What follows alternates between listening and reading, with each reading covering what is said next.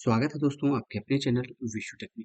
तो जैसा कि वेल फाउंडेशंस की प्लेलिस्ट अभी तक चल रही है दोस्तों, up to bottom plug we have discussed and up to well cap दोस्तों लास्ट वीडियो में हम लोगों ने डिस्कस किया हुआ है। अब हम लोग यहाँ पे वेल फाउंडेशंस के कुछ most important and analysis part को स्टार्ट करेंगे, जो कि स्टार्ट होने वाला है वेल फाउंडेशन के डेप्थ एनालिसिस से। इसके बाद में फोर्स एनालिसिस दोस्तों हम लोग डिस्कस करेंगे।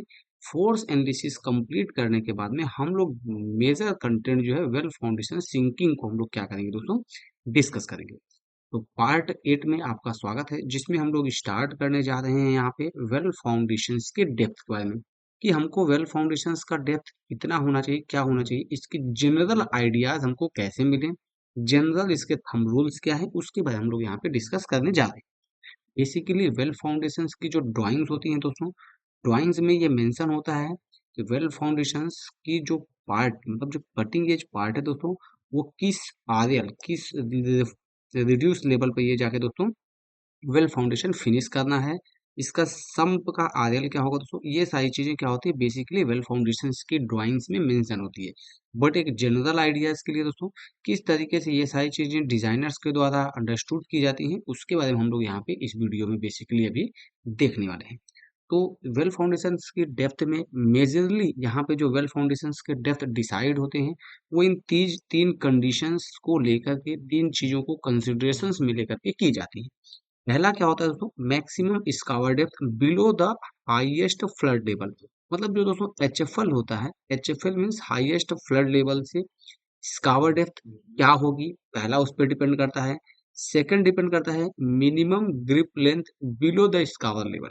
अब यहाँ पे हम आपको दोस्तों इसके बारे में डिस्कस करेंगे। थर्ड जो है अलाउबल बीयरिंग कैपेसिटी। तो चलिए वन बाय वन सारे पॉइंट को समझेंगे, बट यहाँ पे एक फिगर के थ्रू आपको थोड़ा सा हम यहाँ पे दिखा दे दोस्तों, कि मान लीजिए कोई एक यहाँ पे ये वेल फाउंडेशन है। इस वेल फाउंडेशन में अब टू सर्टेन लेवल्स के बाद में दोस्तों यहाँ पे जाने के बाद में कुछ एक सर्टेन लेवल्स होते हैं। उन लेवल्स पे पहुंचने के बाद में वेल फाउंडेशंस का कुछ स्कावर डेप्थ, यहाँ पे दो टर्म यूज की हुई हैं। तो एक पहली टर्म है दोस्तों स्कावर डेप्थ, एंड सेकंड टर्म क्या है दोस्तों यहाँ पे, वो है ग्रिप लेंथ। तो स्कावर डेप्थ जो होती है दोस्तों वो क्या होती है, वो कंसीडर की जाती है एचएफएल से। मतलब कहाँ से, एचएफएल हाई फ्लड लेवल से जो डेप्थ होगी। स्कावर डेप्थ कैसे निकालते हैं इसके बारे में भी हम इस वीडियो में देखेंगे। हाई फ्लड लेवल से कुछ सर्टेन डेप्थ, मान लीजिए डिस्टेंस एक्स है, इस एक्स को हम लोग क्या बोलेंगे, हम लोग इसको बोलेंगे स्कावर डेप्थ। अब दोस्तों जो यहाँ पे बेसिकली जो सेकंड टर्म है वो है ग्रिप लेंथ। तो स्कावर डेप्थ के जस्ट नीचे से जो भी part up to the end part of well foundations, ये इसकी किसके कंडीशंस में आती है, ये कंडीशंस में आती है दोस्तों इसके grip length of the well foundations, ये यहाँ पे कंसीडर की जाती है। तो यहाँ पे एक मोस्ट इंपॉर्टेंट चीज है वो आप यहाँ पे देख लीजिए, D is equal to D S plus L G. ये यहाँ पे डिनोट किया गया, जिसके बाद हम बताते हैं। जो depth of the well foundation है वो क्या होता है, सम ऑफ, यहाँ पे आप पढ़िए, sum of maximum scour depth and minimum grip length. यानी दोस्तों जो मिनिमम ग्रिप लेंथ अभी हम लोगों ने नीचे यहाँ पे ड्रॉ किया हुआ था, मिनिमम ग्रिप लेंथ प्लस क्या है दोस्तों, मैक्सिमम स्कावर डेप्थ, इन दोनों को अगर हम लोग ऐड कर देते हैं किसी भी कंडीशंस में, तो हम लोगों को क्या निकलता है, मैक्सिमम डेप्थ, यानी जो structural depth of well foundation, वो यहाँ पे निकलता है। बेसिकली ये जो वीडियो दोस्तों, ये वीडियो कुछ लॉन्ग होने वाला है, क्योंकि इस वीडियो में हम लोग डिस्कस करने वाले हैं इन तीनों कंटेंट्स के बारे में। बट आई विल ट्राई दोस्तों कि हम यहाँ पे पहले इंपॉर्टेंट कंटेंट को इस वीडियो में कवर करेंगे, जो कि क्या है, स्कावर डेप्थ। चलिए देखते हैं स्कावर डेप्थ किन किन चीजों पर डिपेंड करता है और उसको कैसे फाइंड आउट करते हैं।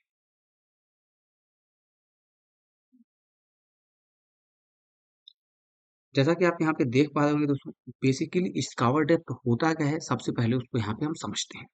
मान लीजिए दोस्तों कोई एक आपका यहाँ पे एक ग्राउंड लेवल है, और कुछ ग्राउंड लेवल कंडीशंस ऐसी है, इस ग्राउंड लेवल्स में इसमें कुछ वाटर फ्लो होता है। ये आपका दोस्तों क्रॉस सेक्शन अगर आप देखिएगा, ये क्रॉस सेक्शन में कुछ वाटर फ्लो हो रहा है। अगर ऐसी किसी कंडीशंस में क्रॉस सेक्शन में, इस वाटर को दोस्तों हम लोग, एक यहाँ पे लेवल होता है जिसको हम क्या बोलते हैं, हाई फ्लड लेवल, एचएफएल, जो कि हम लोग मीन सी लेवल से कंफर्म करते हैं किसी भी प्लेस।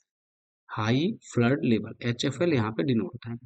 इस एचएफएल से दोस्तों ये जो पार्ट है इसकी मैक्सिमम डेप्थ है, मतलब किसी भी सीजन में किसी भी रिवर के थ्रू मैक्सिमम कितना कटिंग किया जा सकता है, मतलब maximum cutting depth of the sand और सैंड पार्टिकल्स। तो ये यहाँ पे थोड़ा सा कॉमन लैंग्वेज में समझने की कोशिश करिए दोस्तों कि मैक्सिमम किसी भी रिवर के थ्रू में मैक्सिमम कितना डेप्थ यहाँ पे क्या होता है, इंक्रीज किया जाता है या बनाया जाता है ड्यू टू फ्लो और current of the river flow. तो यहाँ पे जो मैक्सिमम होता है दोस्तों उसको यहाँ पे कंसीडर करते हैं। मान लीजिए यहाँ पे सी लेवल्स यानी मीन सी लेवल्स को बेसिकली यहाँ पे डिनोट करते हुए अगर लेते हैं दोस्तों, तो ये जो नोड पॉइंट है, इस नोड पॉइंट से यहाँ पे जो मैक्सिमम डेप्थ होगी दोस्तों, ये क्या होगी, इसका होगा। जैसे यहाँ पे इनिशियल सी बेड लेवल यहाँ पे मेंशन है दोस्तों, बट यहाँ पे मैक्सिमम जो कंडीशंस ली गई हैं वो ली गई हैं HFL से। आपको ये यहाँ पे याद रखना है दोस्तों, HFL से आपको मीन सी लेवल से ही हाई फ्लड लेवल से ही इसका डेप्थ आपको इवेल्युएट करना है। तो यहाँ पे आप जैसा कि देख पा रहे हो, बेसिकली जो स्कावर डेप्थ निकालने का फॉर्मूला है वो लेसी सिल्ट फॉर्मूला है। लेसी के द्वारा जो फॉर्मूला जनरेट किया गया उसके थ्रू निकलता है। ये IRC 78 2000 में भी मेंशन है, वहां से ये हमने यहाँ पे आपको अंडरस्टूड के लिए ये कटिंग यहाँ पे लेकर के समझा रहे। बेसिकली दोस्तों यहाँ पे अगर आप देख पा रहे होंगे तो इसके बाद हम लोग यहाँ पे देखते हैं इस फॉर्मूले के बारे में थोड़ा सा डीप स्टडी करते हैं। तो जैसा कि दोस्तों maximum scour depth is equal to क्या दिया, 1.34। ये दोस्तों factor of safety Q square oblique F की पावर 1/3, आपको यहाँ पे फॉर्मूला है। तो यहाँ पे बेसिकली देखना, तो यहाँ पे जो क्यू है, क्यू बेसिकली क्या है, फ्लो, यानी ये जो रिवर, यहाँ पे जो रिवर है, इस रिवर का जो डिस्चार्ज है, डिस्चार्ज इसमें भी कंसीडर किया जाता है दोस्तों मीटर क्यूब पर सेकंड। मीटर क्यूब पर सेकंड में जो रिवर में फ्लो हो रहा है डिस्चार्ज, वो यहाँ पे क्यू है, क्यू स्क्वायर ऑब्लिक में यहाँ पे एफ है दोस्तों। अब यहाँ पे दोस्तों जो एफ है, एफ को यहाँ पे बेसिकली जो है F F is silt factor. अब दोस्तों एफ सिल्ट फैक्टर है जो कि हमको पता नहीं है, और इसको कैसे फाइंड आउट करते हैं इसके बारे में हम लोग यहाँ पे डिस्कस करेंगे। तो यहाँ पे जैसा नेक्स्ट फॉर्मूला दिया दोस्तों, एफ को कैसे यहाँ पे फाइंड आउट करते हैं, किसी भी रिवर का डिस्चार्ज दोस्तों हम लोग बहुत सारे अपने जो मेथड्स हैं, वेंचुरीमीटर्स और पिकोमीटर्स, हम लोग उससे क्या है रिवर का जो डिस्चार्ज उसको यहाँ पे हम लोग निकाल लेते हैं। सेम केस में दोस्तों यहाँ पे जो एफ है, एफ को निकालते हैं 1.76 into under root D M. अब आपको यहाँ पे याद रखना है दोस्तों, डी एम क्या है वो आपके लिए इंपॉर्टेंट है। That is basically D M is a mean size of particle in mm। mm में दोस्तों वहां पे जो भी पार्टिकल्स हैं इस वाटर कंटेंट में, उसका मीन आपको यहाँ पे याद रखना, मीन मीन साइज क्या है। मान लीजिए तो यहाँ पे कुछ 1.002 mm, कोई 1 mm, कोई बहुत कम, तो इसका जो टोटल का जो मीन होगा वो यहाँ पे कंसीडर किया जाता है। F is equal to 1.76 under root D M.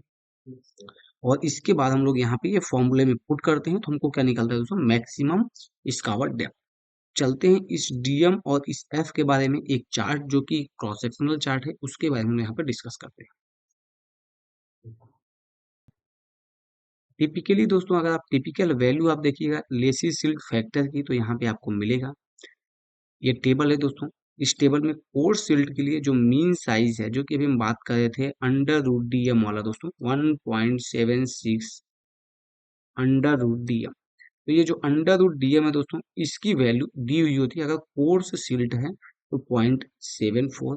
तो इसका जब हम कैलकुलेट करेंगे दोस्तों 1.76 अंडर रूट डी एम से, देन हमको यहाँ पे निकल के आएगा, जो यहाँ पे सिल्ट फैक्टर है वो यहाँ पे क्या निकल के आएगा, 0.35।